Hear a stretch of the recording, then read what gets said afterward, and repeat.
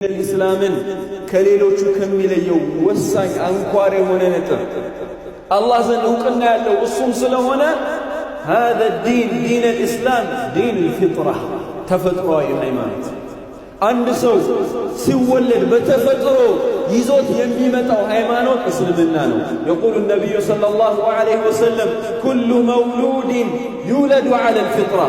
فأبواه يحودانه أو ينصرانه أو يمجسانه እያንዳንዱ ህፃን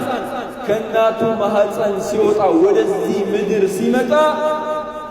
ሙስሊም ሆኖ ነው የሚመጣው فطرة الله التي فطر الناس عليها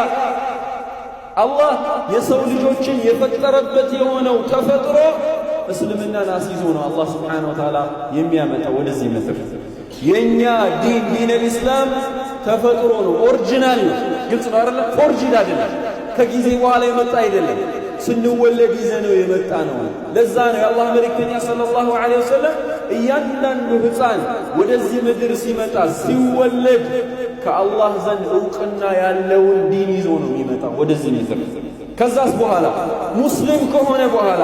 ተፈጥሯዊ የሆነውን ሃይማኖትን ይዞ ከመጣ በኋላ فأبواه ወላጆቹ አሉ ረሱል ሰለላሁ ዐለይሂ ወሰለም ወይ አይሁድ ከሆኑ አይሁድ ያደርጉታል ነሳራ ከሆኑ ክርስቲያን ከሆኑ ክርስቲያን ያደርጉታል ወይ መጁሳ ጣዖት አምላኪ ከሆኑ ጣዖት አምላኪ ያደርጉታል እንጂ ይቀይሩታል እንጂ ተፈጥሯዊ የሆነው ይዞት የሚመጣው ሃይማኖት ምንድነው እስልምና ብቻ ነው ስለዚህ ኒያኮራ ዲን አይደለም አልহামዱሊላህ ረብል ዓለሚን ለዛ ኮኑ ባረከላሁ ፊኩም አንድ ህፃን ልጅ ተወልዶ በ40 ቀን ወይም በ80 ቀን ውሃ ካልተነከረ ምንድነው ይባላል ሙስሊም ይሄንን ይክዳል ለካፍር ተመልከት ወሸሂደ ሻሂድ من اهل ሊባለው እንደዚህ ራሳቸው የመሰከሩት የሆኑ ምስክር እነሱ ይህንን አይነት ነገር ካላደረጉ ሙስሊም በልንደው በጣም ይገርማችሁ ማለት ነው አዲስ አበባ የገጠመን ነገር አለ እኛ ያለንበት መድረሳ ማለት ነው ያለንበት ቦታ ላይ የሆኑ ሰዎች የሆነ በጻ የተጠቀለለ በጨርቅ የተጠቀለለ ነገር ይዘው መጡ ምንድነው ስለ ህፃን ልጅ ሞቶ ነው እና ምንናር ካፊሮች ናቸው ሶሊህ ምናምን አንጠልጥለዋል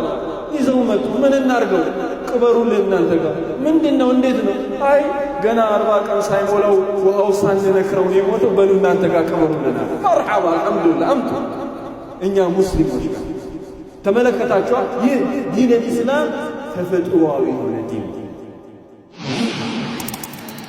فلأنصرن الحق حتى أنني أسطو على ساداتكم بطعاني